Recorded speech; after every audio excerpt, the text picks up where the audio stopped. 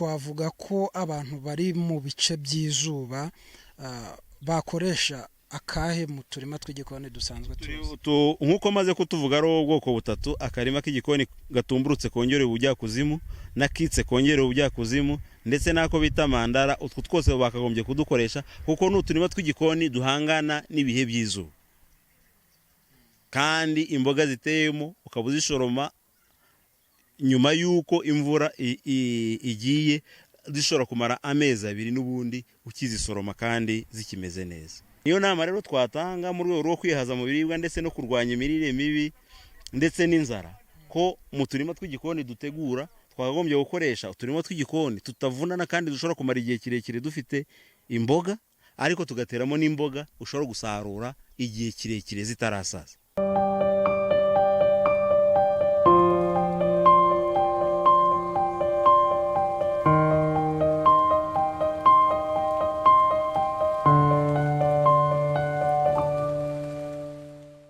Twongeye kubaha ikaze mu biganiro byacu nk'uko mumaze kubimenyera. Ni ibiganiro bigaruka ku buhinzi n'ubworozi, dusangizanya amakuru y'uburyo twateza imbere umusaruro wacu cyangwa se twawongera, kugira ngo n'ubukungu bwacu ndetse n'igihugu cyacu kibashe kwihaza mu biribwa. Uyu munsi rero tugiye kongera kugaruka ku kiganiro nanone kigaruka ku gukora ubuhinzi bubungabunga ubutaka ndetse bukabungabunga n'ibidukikije. Muri iki kiganiro tugiye kugaruka ku karima k'igikoni. Benshi bamenyereye akarima k'igikoni kubatse mu buryo nakwita ubw'ama escalier. Hano dufite ubundi bwoko bw'akarima k'igikoni, ariko turitsa cyane ku bijyanye no kubungabunga ubutaka gahinzeho ndetse n'ibidukikije muri rusange. Reka nakire inzobere, maze kumumenyera, mwakire atuganirire, atubwire ubwoko bw'aka karima k'igikoni n'itandukaniro ry'akandi twari dusanzwe tuzi. Murakoze. Nkuko nabibabwiye, ndi Engineer Witonze Jean Marie Vianney. Hano turi akabari mu karere ka Kayonza, Umurenge wa Nyamirama, akagari ka Rurambi, umudugudu wa Ntini. Aha turi rero hari uturima tw'igikoni, ariko twebwe utwo hano dukoresha ni uturima tw'igikoni twongereye ubujyakuzimu, ariko hakaba harimo agatumburutse nakitse. Aha tugiye rero mu buryo ushobora gukora ako karima kongereye ubujyakuzimu gatumburutse cyangwa se kitse, aribyo bita mu Cyongereza double dig kitchen garden, aho korohera umuhinzi kugakora kandi kakaba gashobora kumara igihe kirekire kagitanga umusaruro, aho iyo ugakoze rimwe kugera mu myaka 3 n'itanu kaba kagikora, hanyuma nyuma y'imyaka 3 cyangwa 4 cyangwa 5 ukakavugurura, ukongera ugakaza koraho ya mabedi nkuko twayavuze uyagerekeranya. Bigenda bite rero iyo ugiye gukora akarima k'igikoni gatumburutse kongera ubujyakuzimu cyangwa se kitse? Reka duhere ku gatumburutse.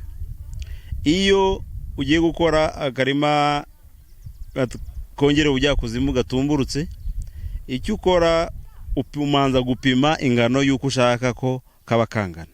Nibura mu bugari kakagombye kuba gafite nibura metero 1 y'umurambararo cyangwa se metero 1 n'igice, bitewe na nuzabagaramo, nuzaza gusoroma izo mboga, nuzakenera ibyo akeneramo muri ako karima k'igikoni.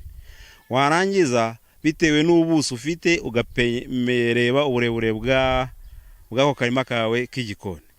Iyo urangije rero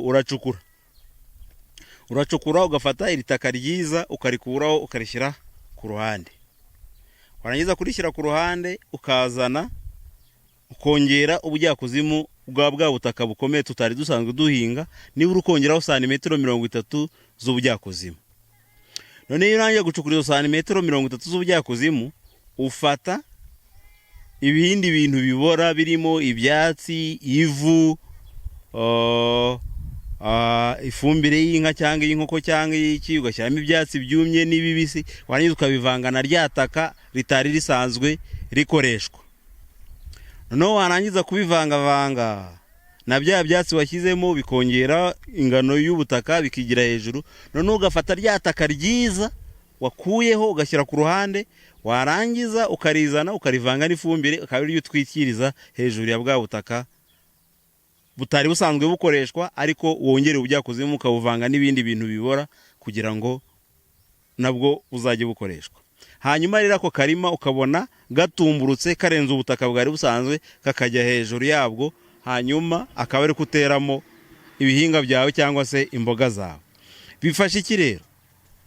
Bifasha ko iyo uteye igihingwa muri ako karima kawe k'igikoni, kaba gafite santimetero 30 ziyongeraho ku butaka bwari busanzwe, umuzi ushobora gushoka ukagenda ukagera muri za santimetero 30, nimba wakuyeho 30 zo hejuru ukongera izindi 30, ubwo noneho ubutaka ubuhingwa bugize santimetero 60. Noneho haraguru usibye ka kantu wacukuye kameze nk'akavure kajyanye kakarima k'igikoni kawe, haraguru haba hari ubundi butaka bukomeye, no hepfo hari ubundi butaka bukomeye. Hagati haba harimo akantu kameze nk'akavure kandi karimo ubutaka buhinze neza, burimo ifumbire kandi burimo n'ibindi bintu umuntu ashobora gukoresha nk'intungagihingwa. Ibyo bifasha iki rero? Bifasha ko bya byatsi birimo ndani na ya fumbire bavanze na bwa butaka nabyo bizatunga cya gihingwa. Noneho ya mazi yatembye ava muri bwa butaka bukomeye, kubera ko harakomeye ntago amazi agufaka gufitamo, bisaba ko ashoka, na ya yandi yaturutse ku rundi ruhande araza akajya muri ka kavure akamera nk'aregamo, kubera bya byatsi twashyizemo n'ifumbire. Ibyo bigatuma amazi agumamo, noneho wa muzi wabasha kumanuka ukagera muri za santimetero zirenga izari zisanzwe, utangira kuvoma ya mazi, bigatuma mu gihe cy'izuba cyangwa mu kindi gihe haba hatari igihingwa kitari kubona amazi, igihingwa gishobora kuvoma ya yandi kandi ntapfa gukama, kubera ko hejuru hari ubundi butaka bubitwikiriye. Donc ni uburyo bwo guhinga hejuru y'amazi. Ni nk'uburyo bwo guhinga hejuru y'amazi, hejuru y'intungagihingwa, igihe izo hejuru zinaniwe izo hasi zigakora. Igihe y'amazi abaye menshi byagenda bite? Ntabwo ajya aba menshi, kuko iyo abaye menshi arazamuka karenga bwa butaka, noneho akongera agashoka, ariko hahandi muri ka kantu wacukuye wongere ubujyakuzimu ho agumamo. Ni gute noneho kabungabunza ibidukikije gute? Impamvu kabunzabunza ubutaka, kuko aho ngaho turahakomeretsa, twangiza kuhakomeretsa aho kakamara imyaka 3 cyangwa 4 tutarongera gukomeretsa ubutaka. Icyo gihe ubutaka bwacu tuba tuzi ko burahamara buraye iyo myaka yose, ahubwo ducukuraho dukeneye gukoresha honyine. Aka karima k'igikoni bishobora kumvikana nk'aho katwara ubutaka bunini? Gatwara ubutaka butoya cyane kandi karoroshye, n'umuturage n'umukecuru yakikorera iwe mu rugo bitewe n'ubutaka afite. Uyu munsi ushobora gukora metero 3 kuri imwe, ejo ukazakoresha 3 kuri imwe, gutyo. Kandi noneho bisaba umuntu ku giti cye ashobora kugikoresha adakeneye ibikoresho byinshi. Aka tureba hano gafite uturima twinshi dutandukanye, niba ariko nabyita. Ese dukoze nuko aricyo cyifuzo cyanyu kugakora, cyangwa niko kagomba kuba gakoze? Niko kagomba kuba gakoze. Ubwo twaganiye kukongera ubujyakuzimu gatumburutse. Hanyuma iyo tugiye kukitseho rero, ryataka turikuramo. Urabona akarima k'igikoni kaga gafite inzira ebyiri umuntu azanyura amaje gusoroma imboga, noneho ryataka ryarindi bwa bujyakuzimu twongere bwa santimetero 30, ryataka rikomeye ritari sanzwe rikoresha turikuramo. Twamara kurikuramo akaba ariyo dusanza muri za nzira tuzajya tunyuramo. Hanyuma tugafata tugafata ibyatsi n'ifumbire tukabisasamo hasi. Twarangiza tugafata ya byataka ryiza akaba ariyo dushyira hejuru ya bya byatsi twashashe muri ka kantu twongereweho ubujyakuzimu. Nukuvuga ngo aho bitandukana na ka kantu kongera ubujyakuzimu ntikaba karimo itaka, kaba karimo ibyatsi n'ifumbire n'ibindi bintu byose bishobora kubora. Hanyuma tukagaruraho ryataka n'ubundi risanzwe rihingwa ryiza, tukarivanga n'ifumbire tukarekera hejuru. No ryarindi ritahingwaga twakuyemo twongeresheje ubujyakuzimu tukarishyira mu nzira, akaba ari ry'abantu bajya bagenda bakandagiramo baje gusoroma imboga. Ibyo rero bifasha ikirere, bitanga umusaruro ako kana ko kabika amazi nk'akarima kongera ubujyakuzimu, ariko gakunda gukoreshwa cyane nko guhingamo ibinyabijumba nka karoti, beterave, radi n'ibindi by'ibinyabujimba bishora hasi. Biba binini, twavuze ko gakunda guhingwa n'iki? Imboga ziza hejuru. Ibyo bituma rero kiza ari kinini kandi nacyo kikabasha gusavayivinga mu gihe hari izuba ryinshi cyangwa se habaye ibihe bidasanzwe. Tubonye tubiri. Akandi ni akama esikariye ko basanzwe bakazi, aho umuntu agenda yubaka ama etage akeneye gukoresha. Aho ntago tugakoresha kubera ko tugira izuba ryinshi cyane, gahita gasaza kataramara, ntago gashobora kumara sezo ebyiri. Ahubwo kandi dukoresha gashobora gukora no gukora mandara, ako bita mandara, no gucukura umwobo nibura ufite metero y'ubujyakuzimu, ugashyiramo ibyatsi, iyo ari ahantu hatemba amazi uyoboramo amazi. Noneho ryataka wakuye muri wa mwobo akaba ari ukikiza iruhande ya wa mwobo, handi akaba harimo ibyatsi bibiri, hanyuma ukayoboramo umuvu w'amazi.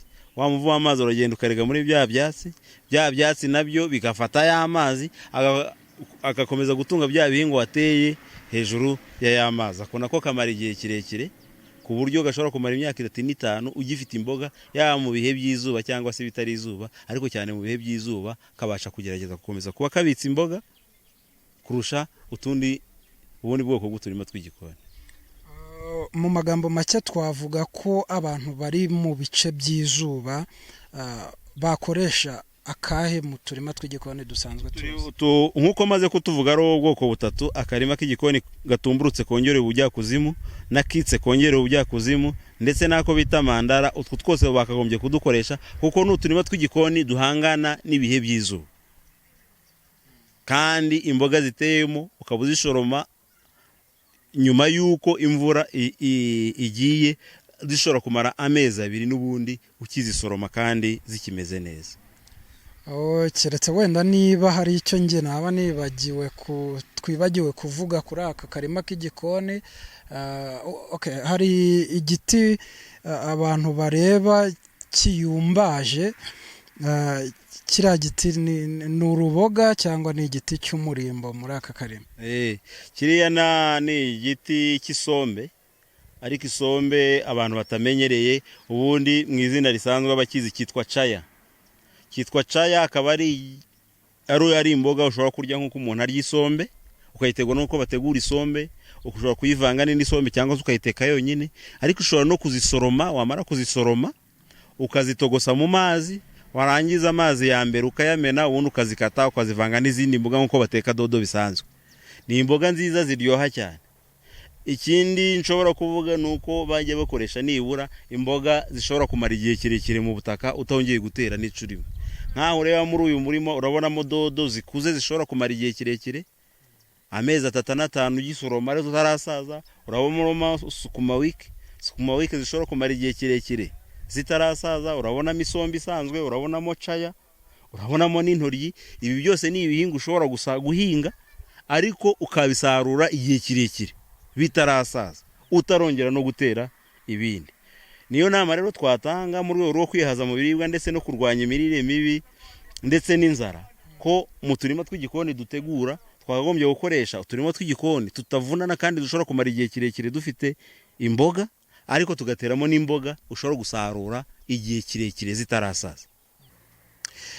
Ngayo nguko rero reka dushimire umutumirwa wacu, akaba n'inzobere mu gukora ubuhinzi bubungabunga ubutaka, ari nabyo bigenda bikaba uruhererekane bikanabungabunga ibidukikije. Adusobanuriye rero uburyo wakora akarima k'igikoni, ariko noneho ukanahingamo imboga zimara usaruraho inshuro zirenze imwe. Kugira mutazabura imboga rero, by'umwihariko mu bice twavuga birangwamo izuba ryinshi, ubu ni uburyo bwiza bwo gukora akarima k'igikoni. Muri make aho twasanze ari nkaho igihingwa cyawe kiba gihinze hejuru y'amazi, ku buryo nta na rimwe imboga zawe zishobora kubura amazi, zihora zitoshye. Nkuko izi mwazibonye hano ni Kayonza, ni agace k'izuba ryinshi, ariko murabona koko ko ari imboga rwatsi, ni icyatsi, niho biva nuko ni imboga rwatsi kuko ziratoshye, zifite ibara ry'icyatsi. Nubwo ziri ku zuba, ni no ku muhanda murahabona, ariko kubera uburyo zihinzemo, kubera uburyo umurima zihinzeho wateguwe, nibyo biziha iyi sura nibyo biziha guhora zitoshye. Turabashimiye rero, mukomeze mukurikire ibiganiro byacu, ndetse ku bitekerezo mwagira ku ngingo mwifuza ko twaganiraho, ibitekerezo byacu iyo mubyanditse aho muri commentaire bitugeraho. Murakoze.